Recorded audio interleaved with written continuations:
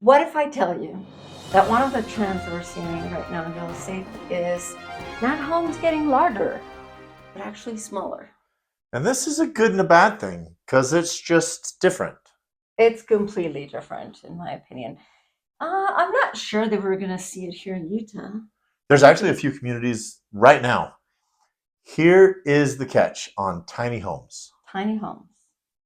They are great and they're small and they're fun. They look great online. Oh my gosh, they look so Yeah, nice. they look really fun.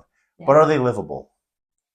Well, I think that's one of the things. Like, one of the cool things is that when you see them on TV, everything's super organized. The people that live there are like, I mean, I am not a psychiatrist or anything, but they look kind of OCD because they have everything in their spot, everything in their, You have to. it's, but you have to, You have to. because is that your real life? Because, I mean, not so much for me sometimes. Yeah, I think it'd Yeah. be great for a cabin. And actually, this is here's the rule of thumb, and we'll Yeah. hit us over and over and over. If you're buying something that's common for the area, you can get a loan. If it's uncommon for the area, it's more difficult. Not impossible, but it's more difficult. So if you have a tiny home community, there's a lot of tiny homes that are affixed to real property, you can get a real estate loan. If you Mm. got a tiny home and a trailer, you can't get a real estate loan because it's not real estate. Yeah, it's still it's that's one of the things that tiny homes are, mobile. They can go anywhere, but at the same time, then because of that, it's not real estate. Even though it looks like everything is perfect and it's better than another house here in Provo that has foundation, still not real estate, and so it's hard to get a loan. Yeah, Yeah. yeah. Yeah. I mean, not impossible, like you said, not impossible, but it is. But I do have, like, I actually have a listing in Roosevelt. It's a lot.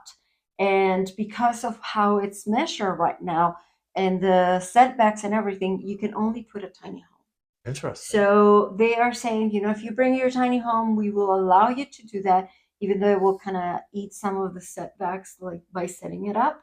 But they will allow that versus building a small house, like a 400 square feet house, which is kind of like the same thing as a tiny Yeah, home. yeah, yeah. So, like, depends a lot on the city that you are. I think that right here in Utah County and like more of the Washington Front is more, it's a little more difficult where you're going to put it, right? Right. Yeah. And if you want a mortgage loan on it, where are comparable sales to support it, the value coming from? Yeah, yeah, definitely. And I mean, there are really cool things, especially like I don't know if you noticed, but there's a couple of YouTube channels about minimalistic living, and so all that, it actually kind of is supposed to cleanse your mind and make it so your thoughts are exactly what they're supposed to be instead of just like cluttering, like the clutter that we have at home sometimes.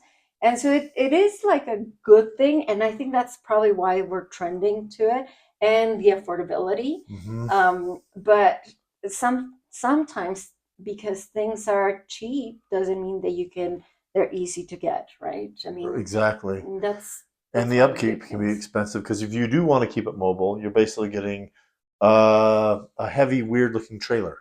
Yeah, yeah, it's I mean, if you want to keep it mobile, if you want to do like put it on land, and then that's going to be harder because you need to do some sort of foundation so it can be affixed and you can get a loan.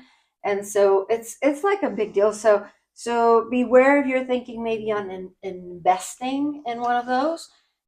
See what you really want for, long future. If you're just a couple and you don't want to have kids and you're just decided to be super cool to have that and travel the world with it, then maybe that would be for you. Well, a really great option is use them as an ADU, accessory dwelling unit. Yeah. So check with your city on what's allowed.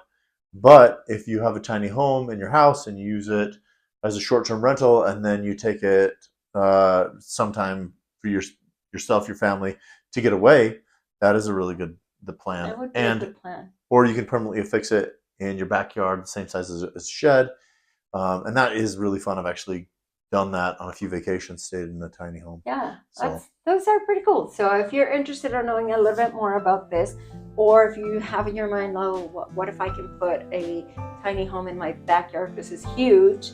Let us know so we can help you get those details together. Okay. Anyways, see you next time.